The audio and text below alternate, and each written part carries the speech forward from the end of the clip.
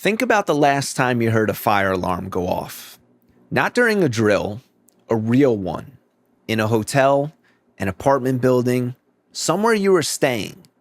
That sound, it's designed to bypass every filter you have. You can't think over it. You can't ignore it. It hijacks your nervous system before your brain even registers what's happening. Now, here's what I actually want to ask. When that alarm went off, did you assume the building was on fire? Or did you check? Did you look around, see if anyone else was moving? Check for smoke. Check for heat on the door handle. You probably did, because you know, somewhere in your rational mind, that a fire alarm at 3 a.m. is loud. That doesn't mean the building is on fire. But we do not give our inner critic the same treatment. When that voice fires off at 3 a.m., you're falling behind. You're not doing enough. This thing you said was wrong. They're probably upset with you. We don't check for smoke. We don't look around to see if anyone else is reacting. We assume the alarm is the fire. We assume volume equals truth. That's what this episode is about.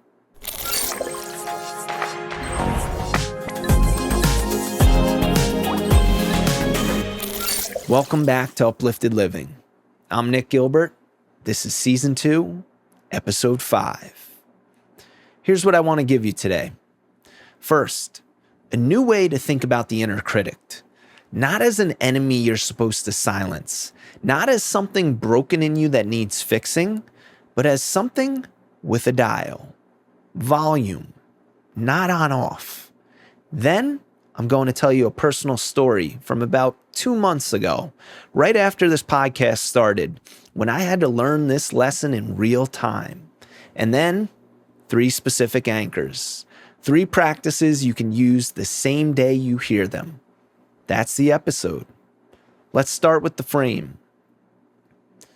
There's a metaphor I want to offer you, and I'm calling this episode the volume knob, because I think it captures something that most inner critic advice gets wrong. Most of the advice out there treats the inner critic like a switch. It's on, and you need to turn it off. Silence it, drown it out, replace it with affirmations, argue with it until it shuts up. And look, I get why that's appealing. If the voice is causing pain, you want it gone, completely, forever. That's a very human response to pain. But here's the problem. The voice isn't always wrong. Sometimes it's pointing at something real, a misstep, a pattern, a thing you actually want to adjust. The issue isn't that the voice exists. The issue is the volume it's set at. Here's something that audio engineers understand that most of us never thought to apply to ourselves. When you're mixing audio, music, a podcast, anything, you don't mute every track the moment something sounds off. You adjust the levels. Maybe the bass is too hot. Maybe the vocals are buried. You turn one thing up, another thing down. The goal isn't silence. The goal is balance. A mix where everything is audible but nothing is overwhelming. The inner critic is a track in your mix. It's supposed to be there at like 5%. Just enough to keep you honest. Just enough to notice when you've actually messed up so you can repair it. The problem isn't that the track exists. The problem is someone cranked it up to 95% and left it there. And before we get to the tools, because I do have tools for you, I want you to notice something.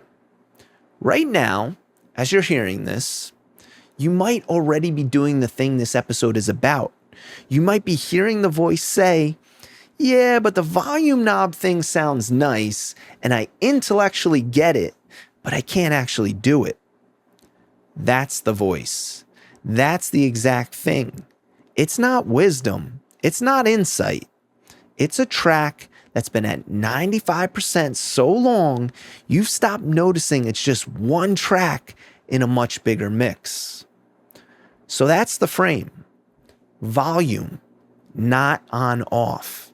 A dial, not a light switch, a fire alarm in an empty building. Now, let me show you what this looked like in real life, because I lived it about 2 months ago, right after I started this podcast. And honestly, it was the moment this metaphor stopped being a nice idea and became something I had to practice in a very uncomfortable way. I launched this podcast and it went fine.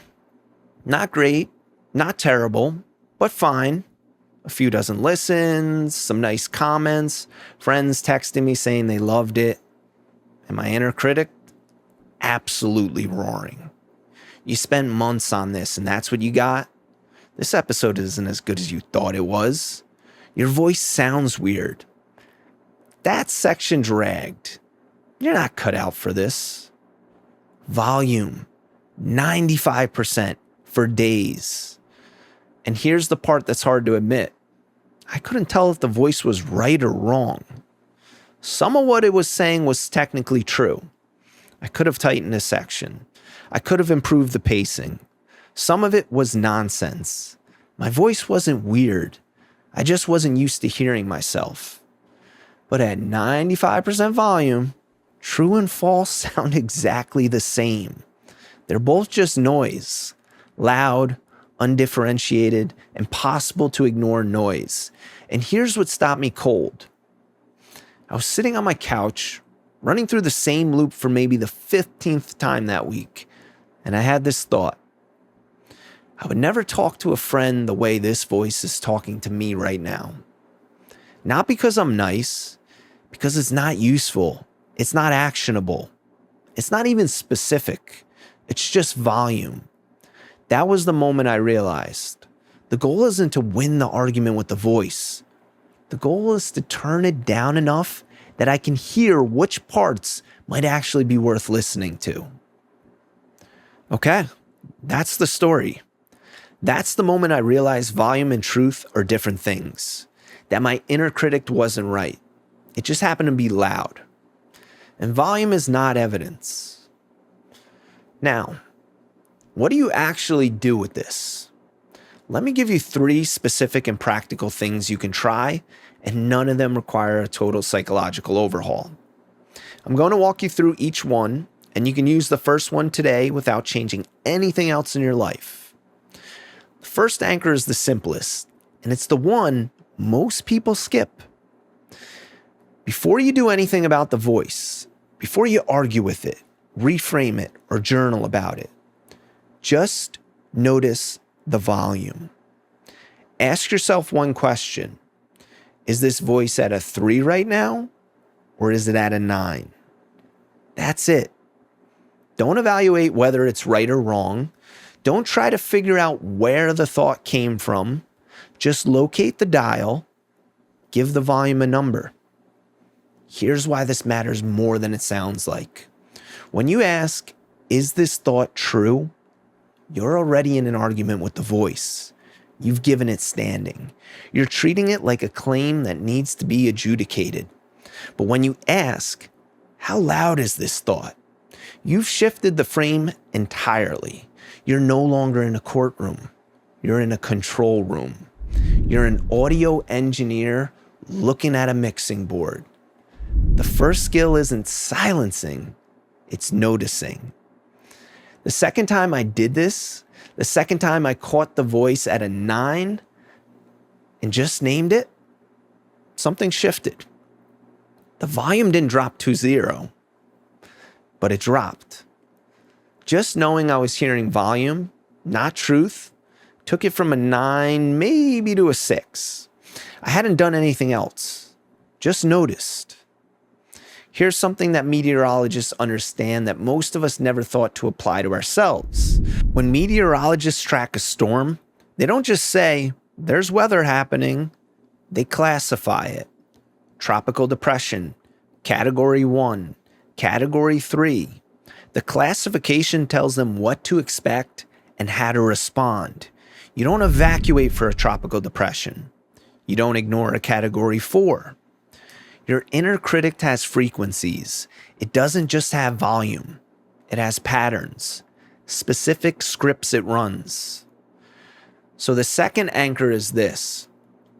When the voice is loud, give it a name based on what it's actually saying, not just that it's saying something. For me, there are maybe 3 frequencies I hear most often. There's the "you're not ready" frequency. That's the one that tells me I should wait, prepare more, get one more qualification before I put something out. There's the "they're judging you" frequency. That's the one that narrates what other people are supposedly thinking about me. And there's the "you're falling behind" frequency. The one that treats everyone else's timeline as the only timeline. When I can go from the voice is loud again to, oh, this is the "you're not ready" frequency again, something changes. The voice becomes predictable, and predictable things are easier to manage, because here's what I've noticed. The "you're not ready" frequency, it fires every single time I'm about to do something that matters. It's not a warning sign. It's a launch sequence indicator. If that frequency isn't firing, I'm probably not stretching. This is the deepest one, and it's going to connect some of the threads. Most of us, when we try to work on our inner critic, we try to go from 95% to 0. Silence it completely. Replace it with positive thinking. And when that doesn't work, and it almost never works, we feel like we failed, which gives the voice more evidence that we're not capable of managing it, which turns the volume up even higher. So here's the third anchor. Don't try to turn it off. Turn it down by 10%. Not from a 9 to a 0, from a 9 to an 8. What does that look like practically? The voice says, this episode isn't good enough. At a 9, that thought hijacks your whole afternoon. At an 8, you notice it, you name the frequency, and you say, all right, maybe parts of it could be tighter. That's probably true, but I'm not going to spiral about it for 3 hours. I'm going to make the next one better. You didn't silence the voice. You didn't replace it with affirmations. You just turned it down enough that the other tracks in the mix became audible again. The track that says you showed up. The track that says you made something and put it into the world. The track that says keep going. Those tracks are already there. They've just been buried under the one at 95%. Turning it down 10% is usually enough to hear them. That is how you build a relationship with the voice instead of a battle with it. Those are the 3 anchors. Notice the volume, name the frequency, turn it 10%. Keep them. But before we close, I want to speak directly to someone right now. If you've been living with the volume at 95% for years, not weeks, not months, years, I want you to hear something. That voice is not you. It is a track in the mix. A track that someone else probably helped set the level on. A parent, a boss, an ex, a culture that told you you're only as valuable as your last output. You didn't choose 95%. You just got used to it. And here's what's true. The fact that you're still here, still trying, still showing up, while living with a fire alarm going off in your head at 3 a.m. is not evidence that you're weak. It's evidence that you have been operating on hard mode for a very long time without realizing it. You're not broken. Your mix is just off. And the beautiful thing, the thing that actually gives me hope, is that you don't need to rebuild yourself from scratch. You don't need to become a different person. You just need to walk over to the mixing board and turn one knob by 10% today. Then maybe another 10% next week. That's it. That's the work. Not silence. Volume control. Thank you for being here this week. If today's episode helped you hear the difference between volume and truth, if it gave you even a small permission to stop fighting the voice and to start adjusting the dial, share it with someone who's been living with their own fire alarm at 3 a.m. Follow the show wherever you listen. This is season 2. We've been building something here. First, the identity lag, then the charging port, now the volume knob. These aren't just episode topics. They're a toolkit, and I'm glad you're building it with me. Take care of yourself. Actually.